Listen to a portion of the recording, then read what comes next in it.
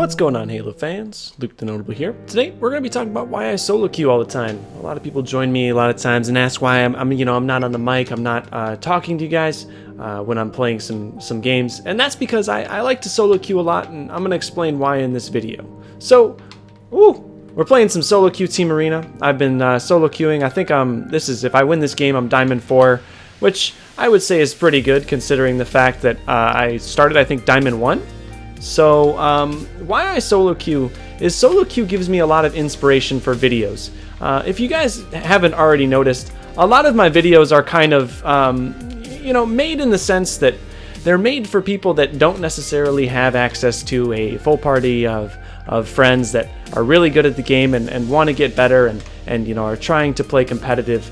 A lot of my videos are made in the sense that they're made for people that solo queue. They're made for people who don't have powerful friends. They're made for people who have friends that turn assassinations on, which assassinations are, I was trying to make a point and I died. But a lot of my videos are made for people like the little guy.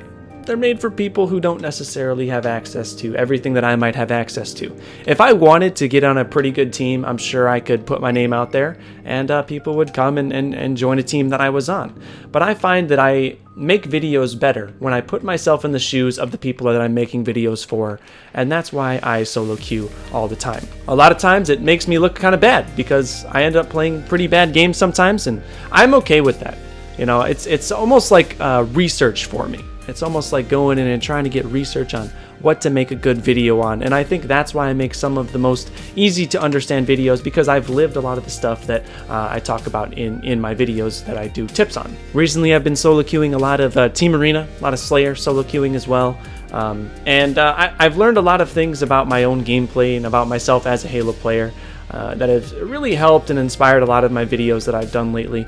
When I grinded champion in free-for-all last July, I learned a ton about myself. Now I think these guys are actually a party. There's no way they're coordinating this well as a group of just randos, but that's one of the things that you end up coming in contact with whenever you end up solo queuing. I get the idea, maybe I'll make a video on how to do better against a full team, a full party, when you're playing Team Arena, or even Warzone. Hell, how to do well against a full party of 12 of Warzone, which is pretty hard to do. Maybe I'll try to work on some tactics and tips on how to beat, a team, or how to motivate teams in solo queue. I don't know. I get tons of cool ideas from solo queue, and that is why I do it all the time. I do want to bring up an important point, though. A lot of people join me thinking that I'm going to get mad that you're joining, but that's not true. If you join me and I plan on solo queuing that day, just know that I'll play with you. I probably just won't talk to you.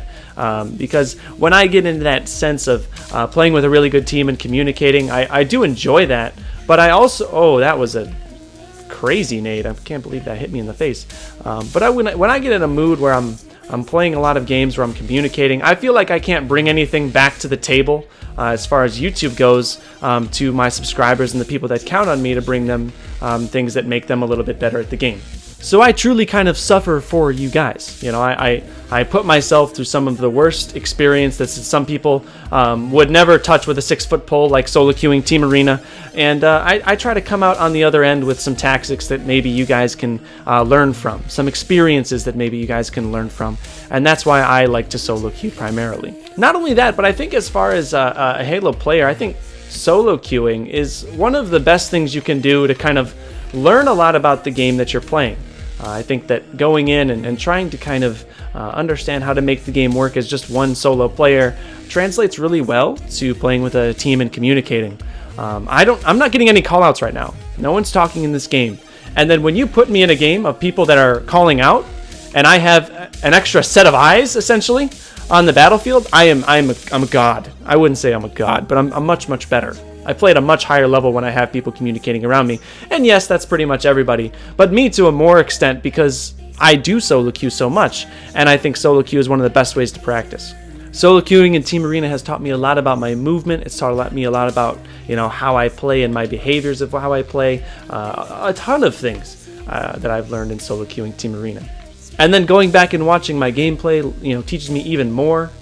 So all of these things just increasing my Halo knowledge, my Halo girth every single day when playing these kind of game modes.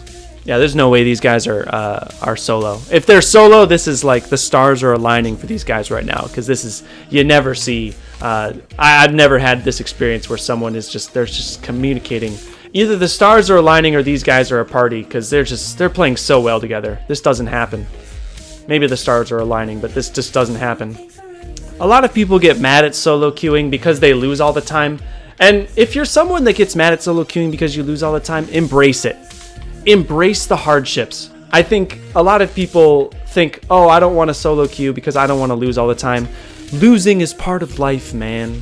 Losing is part of life. And if you want to get better, you gotta solo queue sometimes. You gotta play some guys that might be communicating and beating you on all levels, but you know what? You'll come out on top, and maybe one day you'll look like me, and you'll be a dude wearing clear glasses on the internet, talking to a microphone and watching people, or having people watch him play.